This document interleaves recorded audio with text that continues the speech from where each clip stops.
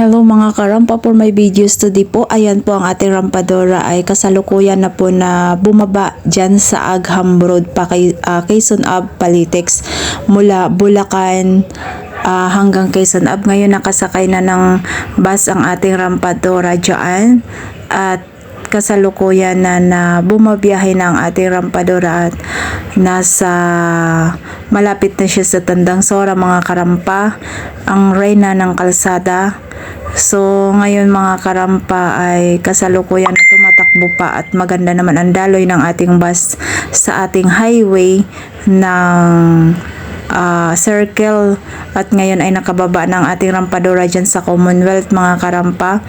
Ngayon ay maraming nahuli dyan dahil marami po ang mga nanguhuli dyan. So ayan, sobrang dami pong nahuli nila dyan. At ngayon mga karampa ay aakyat na po tayo ngayon ng overpass para po tatawid po tayo ngayon sa kabilang area at may nakita tayong 7-Eleven at nagtitinda na naman ng mga damit, kaya lang wala na naman tayong pera mga karampa at ubos ang pera ni rampadora. So ngayon ay nakasakay na ng tricycle ang inyong rampadora going to area na niya mga karampa. So welcome back to Maynila.